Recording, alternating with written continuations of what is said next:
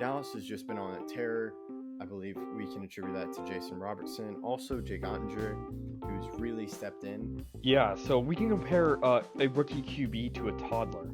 Hayward's absence for this game will be significant, and I wouldn't be surprised if this game turns into a blowout as of late. The Golden Knights just can't pull it. I really think the Avalanche are determined this year. They made so many moves and grabbed so many guys that they have to win a championship or at least make the finals. They were on our championship and bust. The same self, the only year he won an MVP was the year he cheated, which really should put something against that MVP. But yeah, and as a Cowboys fan, I have learned how dangerously good Aaron Rodgers has been with he can just thread a pass. Hello, I am Ruby Ackerman, and you are listening to Outsider's Opinion with Kevin and Austin. What's up, y'all? Welcome to our NBA Opinions of the Week. In Austin, we've already had the press conference for it where the Mavs announced Masai Ujiri is now the new GM, president of basketball operations, and then he's also the alternate governor, which kind of goes to our point where we were talking about the importance of the next GM. I think realistically, I also don't think there's a better guy that you can get because I think we both agreed experienced GM, correct? Yeah, somebody that has some experience because I felt like this pick was so important that it had to be somebody who is used to NBA drafts. So, I think Masai is realistic as well because he was out of a job. I am curious how he'll do in the long term because, yes, he did give Toronto that championship, but there was some disagreement in kind of recent draft picks where it took a little bit longer for them to develop. So I'm interested to see what will happen. How do you feel about it?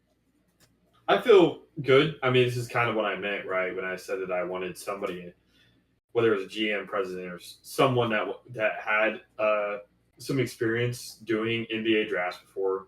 This is, like I said, a huge draft pick for the Mavs. This draft class is extremely good, and you want to make sure that you take advantage of that and take advantage at the player need and everything else the team can really do. I think this is a good signing. Now, like you said, there was some inconsistencies with Masai Ujiri, and he was someone that I do think exceeded expectations for himself and ended up winning a title. But every time you go to a new organization, that expectation resets. And while I do think that the Mavs are a good place, it's obviously easier said than done. Yes, and another thing that I thought was interesting was people were talking about the question about Luka. I'm like, I get that. I think that's a good question, or I don't hate that question being asked. And I thought Masai did it incredibly well, just kind of showing reverence to Luka, which kind of hasn't been shown since the trade. Yeah, but he's multiple steps away from the people who did make that decision. And so it kind of felt like to me that the ownership wanted an answer like that no matter what. Now, obviously, he probably thought that himself, but I do think that an answer like that's probably probed by ownership to be like, show the fans that we're not stupid. Yeah, but there have been moments where they could have done that over the year, and they're like, nope, we're dumb. But and then he didn't commit to Jason Kidd being the head coach. Yeah, I still think that's up in the air. I don't know if that's going to be a decision that they make quickly because the draft is right around the corner, but I could see it going either way. Kidd has had a lot of success with the Mavs, obviously going to the NBA Finals, and I do think if Kidd was gone in Dallas, that he would get a job pretty quickly in the NBA. Wouldn't you agree? I would say, yeah, he would get a job. I don't know how quickly it would be. But you got to think, there's not many coaches out there that, under the right circumstances, have had a fair amount of success. I mean, 2 Western Conference Finals appearances, an NBA Finals appearance, and Kidd's not that old as a head coach.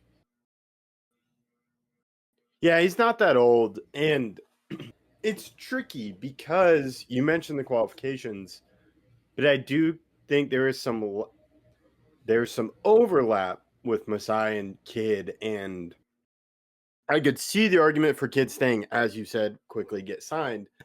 But I could also see the argument from Masai. It's like, hey, it seems like Masai's in full control. And I don't know if you're going to have full control with Kid.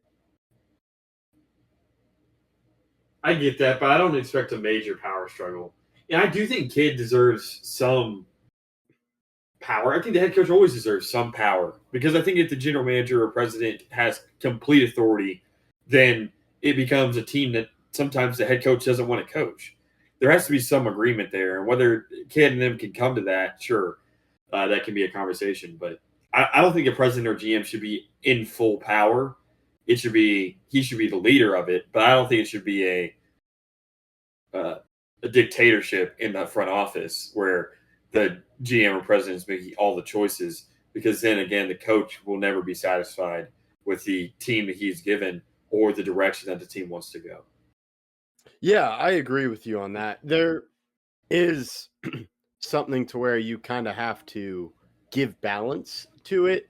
Like you said, it's just, to me, I think it would be very difficult for Kid and Masai to find that balance, but that's why he kind of doesn't commit, and then they're kind of talking about it, because Masai and Kid could talk about their vision of the roster, kind of because Kid does have that knowledge. But it does seem like I've heard reports Kid was trying to move up into president of the Mavericks. Yeah, I don't necessarily know that whole situation, but Yeah, and I wouldn't be shocked if he was. there's also Finley and Riccardi, who are the interim guys. That's why we kind of talked about external. But I am curious kind of what Masai does. Yeah, I it's not a blank slate because of the situation with Flag, but he has a lot of different ways he can go, and I don't think somebody expects a championship next year. So it's going to be a little bit still of a rebuild and trying to get this team NBA championship competent.